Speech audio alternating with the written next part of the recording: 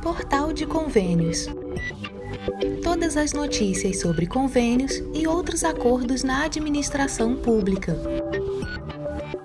Olá, este é o podcast do Portal de Convênios, um resumo semanal das principais notícias do âmbito da administração pública para você se manter informado em poucos minutos. Eleições 2024. 21 milhões de reais foram apreendidos durante o pleito. A Polícia Federal apreendeu mais de 21 milhões de reais em espécie durante as eleições de 2024, um valor 4 vezes superior ao registrado em 2022 e 8 vezes maior que o de 2020, conforme informou o diretor da corporação, Andrei Rodrigues.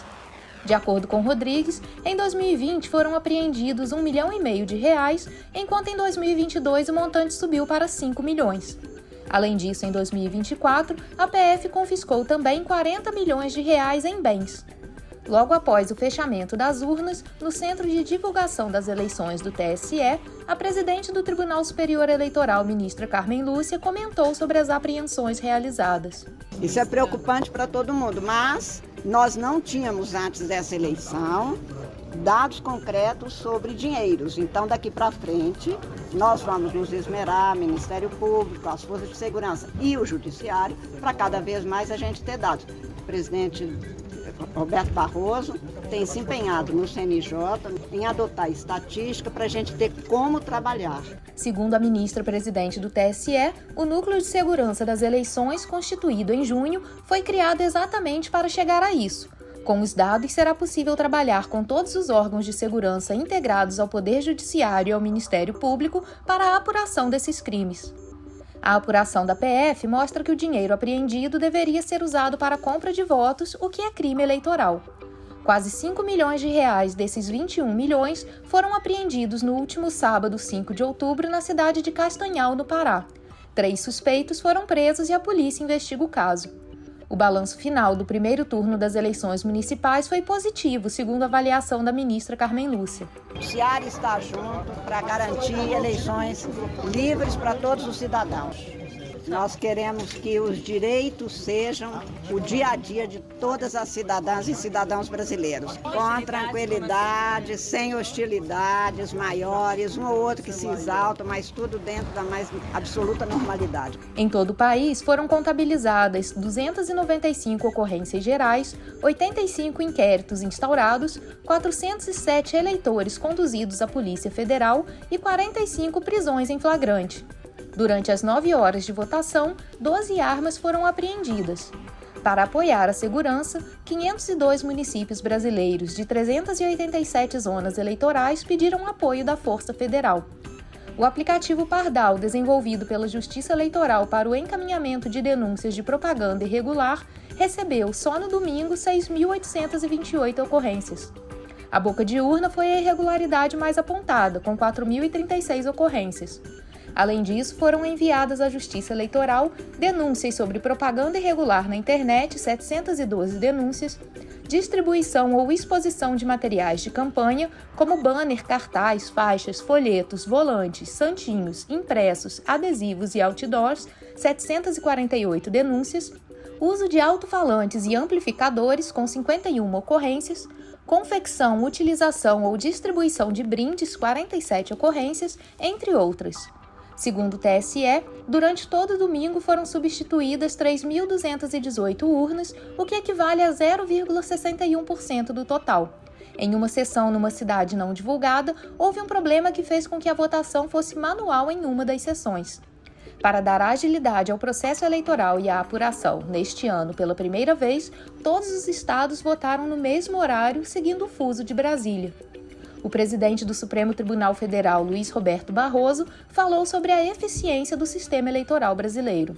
As pessoas estão votando e nós estaremos divulgando, o presidente estará divulgando o resultado poucas horas depois das eleições, consagrando esse extraordinário sistema que nós temos de votação, que é provavelmente o melhor do mundo, E a democracia é isso, a rotina de as pessoas votarem, se manifestarem dentro da lei, dentro da Constituição, e as maiorias governam com o dever de respeitar as regras do jogo e os direitos fundamentais de todos. Segundo o Tribunal Superior Eleitoral, em função do grande número de acessos, houve uma fila virtual para quem justificou a ausência por meio do aplicativo e-Título, que não apresentou instabilidade. Pelo aplicativo e-Título foram registradas 2,6 milhões de justificativas por georreferenciamento, feita pelo celular para o eleitor que está fora dos limites geográficos do domicílio eleitoral. Esse tipo de justificativa é aceito apenas durante o horário da votação, pois o aplicativo confirma que a pessoa está realmente fora do domicílio eleitoral. O eleitor que não pôde ir às urnas no último domingo tem até 60 dias para justificar o voto, o que vale também para o segundo turno que acontece no próximo dia 27. A justificativa pode ser feita pelo e-Título ou pelo Sistema Justifica, que pode ser acessado nos portais do TSE e dos TREs. Vale lembrar que a justificativa é obrigatória para eleitores entre 18 e menos de 70 anos. TCU alerta: pode faltar recursos para a retomada de obras na educação. O Tribunal de Contas da União, o TCU, analisou na semana passada a primeira fase do processo de acompanhamento das ações do governo federal no Pacto Nacional pela Retomada de Obras da Educação Básica e Profissionalizante. O ministro Jonathan de Jesus, relator do processo, enfatizou que o FNDE não possui uma previsão orçamentária atualizada dos custos destinados ao pacto que englobam o período de 2024 a 2026, e que esse equívoco na gestão do programa pode causar novas paralisações das obras e prejuízo à sociedade. Segundo ele, a ausência de previsão apropriada e detalhada dos recursos a serem repassados nos exercícios seguintes compromete o planejamento e a execução das obras, dificultando sua conclusão dentro do prazo e do orçamento estipulados. Além disso, essa falha eleva o risco de novas paralisações, o que impactaria negativamente a expansão das vagas escolares. Na sessão plenária, os ministros decidiram que é preciso advertir ao Fundo Nacional de Desenvolvimento da Educação sobre os fundamentos necessários que garantem a transparência das ações do pacto, como demonstrar que os recursos são suficientes, que há previsão de investimento plurianual e que serão priorizados para garantir a continuidade e conclusão das obras, cujo valor estimado chega a 3,8 bilhões de reais. O TCU tem mantido seus esforços iniciais na avaliação da transparência dos recursos destinados à retomada de obras públicas, especialmente no setor de educação. O TCU apontou lacunas no processo e destacou que a gestão FNDE até o momento não tem implementado mecanismos suficientes de transparência, comprometendo assim a capacidade dos órgãos de controle externo e da sociedade em acompanhar a execução das ações. Uma das principais críticas refere-se à falta de clareza no acesso aos dados do Pacto Nacional pela Retomada de Obras, gerido pelo FNDE. A burocratização do processo de cadastro e a dificuldade de usabilidade das plataformas eletrônicas geram obstáculos para a fiscalização e o monitoramento adequado, o que compromete a prestação de contas e a responsabilização dos gestores. Outro problema apontado foi a insuficiência na demonstração da suficiência e da origem dos recursos destinados ao financiamento das obras. Esse vácuo prejudica o planejamento por parte de estados e municípios e gera incertezas sobre os prazos e valores de repasse, o que pode levar a novas interrupções de obras, desvirtuando a intenção do pacto de entregar essas construções. Para o TCU, a dispersão dos recursos em diversas fontes de financiamento, como emendas parlamentares e transferências especiais, dificulta a coordenação entre os entes federativos e o governo federal. O modelo de transferência especial, criado pela Emenda Constitucional número 105 de 2019, foi destacado como um dos principais mecanismos de alocação de recursos, mas com desafios para sua fiscalização. O TCU sugere maior integração entre os diferentes órgãos de controle, inclusive com a adoção de plataformas mais transparentes, modernas e acessíveis, como o sistema transferegov.br. O documento diz que observou-se uma falta de coordenação com os demais atores em relação à composição dos recursos envolvidos. Isso ocorre porque, além dos recursos planejados pelo governo federal para serem investidos no pacto, há também a previsão de aporte de recursos dos estados e municípios, bem como dos recursos provenientes de emendas parlamentares do tipo transferência especial aprovadas no âmbito do Congresso Nacional. A expectativa é que uma melhor governança, aliada a medidas de transparência, possa acelerar a conclusão das obras e beneficiar diretamente a população. Mas é necessário que o FNDE trabalhe com previsões tangíveis para assegurar a execução desses projetos. Com mais de 5.500 obras educacionais paralisadas e cerca de 3.700 solicitações de retomada, o sucesso na gestão desses recursos pode servir de exemplo para outros setores prioritários como saúde e saneamento, que também estão no plano do governo federal para os próximos anos. A análise foi conduzida pela Unidade de Auditoria Especializada em Infraestrutura Urbana e Hídrica Áudio Urbana do TCU, que integra a Secretaria de Controle Externo da Infraestrutura. Confira a íntegra da decisão em portalconvênios.com. Projeto de lei permite convênios entre cidades para a realização de obras. A proposta da deputada Lorene, do Solidariedade de São Paulo, projeto de lei 1410 de 2024, visa permitir que cidades vizinhas possam realizar convênios entre si para a realização de obras de infraestrutura de forma consorciada. Atualmente, o Estatuto da Cidade, a Lei nº 10.257 de 2001, limita esse tipo de operação ao território de cada município, exigindo a participação de proprietários, moradores, usuários e investidores locais. A nova proposta amplia essa capacidade, permitindo que várias cidades trabalhem juntas com o objetivo de atender às necessidades de intervenções que ultrapassam os seus limites geográficos. Para Lorene, a medida trará benefícios tanto para os municípios envolvidos quanto para a população, que frequentemente transita entre essas localidades. Ela explicou que juntas, as cidades têm mais poder para negociar com empresas e fornecedores, obtendo melhores preços para as obras. Ela destaca ainda que a proposta visa resolver um entrave jurídico. Muitas cidades identificam a necessidade de realizar pequenas intervenções, mas devido às atuais restrições orçamentárias, não conseguem investir fora de seus limites territoriais. A colaboração entre municípios vizinhos poderia se basear em uma nova modalidade de cooperação que tem potencial para proporcionar convênios e parcerias municipais para sanar problemas estruturais de fronteiras. O projeto de lei pode sanar gargalos que uma cidade sozinha não teria capacidade de custear, proporcionando capacidade de enfrentar desafios comuns, como melhorias na mobilidade urbana e rodovias intermunicipais, ampliação de redes de saneamento e modernização dos serviços públicos. A implementação dessa proposta exige mecanismos rigorosos de controle financeiro e fiscalização, considerando que cada município possui diferentes legislações e capacidades financeiras. Diante disso, é fundamental que o processo seja transparente e juridicamente seguro para garantir o uso eficiente dos recursos e a correta aplicação dos fundos em obras regionais.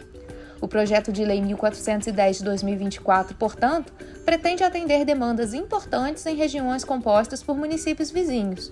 Como altera a Lei nº 10.257 de julho de 2001, conhecida como Estatuto da Cidade, o projeto possibilita a cooperação entre municípios limítrofes para a realização dessas obras de infraestrutura que beneficiem seus territórios. O Estatuto da Cidade é o principal marco regulatório que estabelece as diretrizes para o desenvolvimento urbano no Brasil. Ele regulamenta o capítulo político urbano da Constituição Federal e define como as cidades brasileiras devem ser planejadas e organizadas para garantir o desenvolvimento sustentável, o direito à moradia digna, o bem-estar social e o uso racional dos recursos urbanos. A nova legislação proposta, visando a realização de convênios entre cidades vizinhas, cria uma oportunidade de otimização para gestores municipais que individualmente enfrentam dificuldades para resolver problemas de infraestrutura. A proposta será analisada em caráter conclusivo pelas comissões de Desenvolvimento Urbano, de Finanças e Tributação, de Constituição e Justiça e de Cidadania, antes de ser levada ao plenário do Congresso Nacional.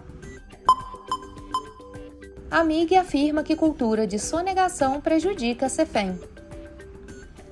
Em sessão plenária realizada na terça-feira, 9 de outubro, o Tribunal de Contas da União examinou um relatório de auditoria que revelou uma sonegação significativa no setor mineral da compensação financeira pela exploração de recursos minerais, a Cefem.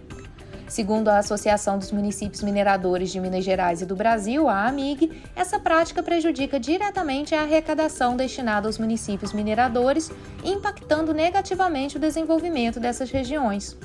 A associação menciona em nota que, enquanto o governo federal não agir, a cultura da sonegação continuará trazendo prejuízos bilionários ao país.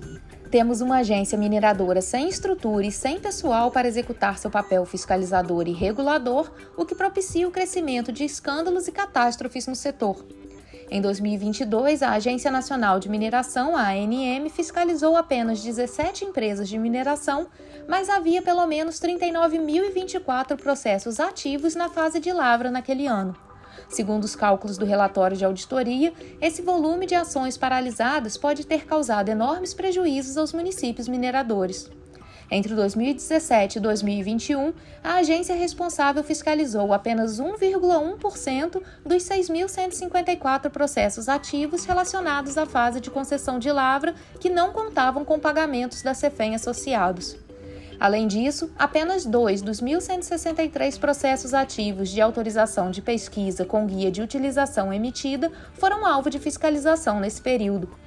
A AMIG considera que o atual sistema de fiscalização da ANM não permite o acompanhamento da real produção mineral fiscalmente escriturada, o que impede que haja um conhecimento do quanto se deixa de arrecadar e do valor monetário submetido ao risco de decadência. Na auditoria realizada pelo TCU, estimou-se que entre 2014 e 2021, a arrecadação poderia ter sido entre 30,5% e 40,2% superior, o que representa uma receita potencial da Cefem não arrecadada na faixa entre 9,38 bilhões de reais e 12,35 bilhões no mesmo período, enquanto a arrecadação do royalty em 2021 foi de 10,3 bilhões. Segundo a AMIG, isso pode levar algumas empresas a buscar formas de reduzir custos de maneira não ética, incluindo a sonegação fiscal e a evasão de regulamentações. A associação ressalta que a mineração é um setor com operações complexas e frequentemente em regiões remotas. A falta de transparência nas operações e nas transações financeiras facilita as práticas de sonegação e evasão fiscal. A AMIG ainda destaca que sistemas de tecnologia da informação obsoletos e limitados, quadro de pessoal reduzido e insuficiência de acordos de cooperação com a Secretaria da Receita Federal e secretarias de Fazenda estaduais são as principais causas que levam à subarrecadação de receitas minerárias e à decadência e prescrição dos respectivos créditos. A associação alerta que a sonegação da Cefem e a decadência e prescrição de créditos dela decorrentes prejudicam a União, os estados, Distrito Federal e municípios produtores e afetados, incluindo a própria ANM, que poderiam se beneficiar de bilhões de reais a mais por ano em arrecadação. VAAT 2025. Confira a lista final dos estados e municípios habilitados.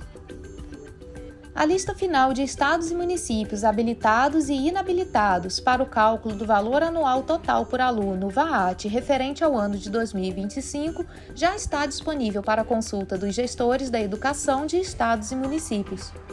Conforme o levantamento realizado em conjunto pelo FNDE e pela Secretaria do Tesouro Nacional, 34 entes federativos não conseguiram cumprir o prazo estipulado que se encerrou em 31 de agosto deste ano para o envio das informações contábeis, orçamentárias e fiscais de 2023. Essas informações deveriam ter sido registradas tanto no Sistema de Informações sobre Orçamentos Públicos em Educação, o SIOP, quanto no Sistema de Informações Contábeis e Fiscais do Setor Público Brasileiro, o SICONF. A habilitação dos estados e municípios é um requisito essencial para que suas informações sejam consideradas no cálculo do VAAT. De acordo com a regulamentação do novo Fundeb, a complementação da União só é concedida mediante critérios específicos que possam garantir a equidade de recursos para todas as escolas públicas do Brasil. O Fundeb é composto por recursos provenientes dos impostos estaduais e municipais, além de uma complementação da União. Cada estado e município contribui com uma parte de sua arrecadação para o fundo e, em troca, recebe recursos de acordo com o número de alunos matriculados na rede pública, considerando o valor anual total por aluno. Estados e municípios com menor capacidade arrecadatória e cujo VAAT fica abaixo de um valor mínimo estabelecido recebem uma complementação da União, que é fundamental para garantir um piso mínimo de investimento por aluno em todo o país. Para 2025, está prevista uma complementação da União ao VAAT estimada em 24,3 bilhões de reais, correspondendo a 9% da receita total do Fundeb. Esse montante é fundamental para reforçar o investimento na educação básica em municípios e estados com menor capacidade financeira. O especialista em orçamento César Lima esclarece o que vai acontecer nos casos dos gestores municipais que não conseguiram a habilitação. Caso os municípios não consigam regularizar a sua situação junto ao SICONF, que é o Sistema de Informações Contábeis e Fiscais do Setor Público Brasileiro, eles, ainda que tenham esse direito, não receberão a complementação do Fundeb referente ao VAT, que é o valor anual por aluno total mínimo. É importante salientar que a habilitação é apenas um pré-requisito para que as informações do VAT sejam apuradas, não sendo garantia de recebimento da complementação VAT. A relação completa dos estados e municípios habilitados e inabilitados pode ser acessada em portalconvênios.com.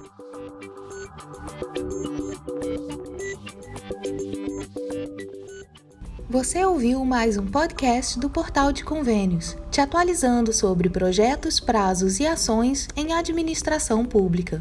Continue se informando em nosso site portalconvênios.com. Até a próxima!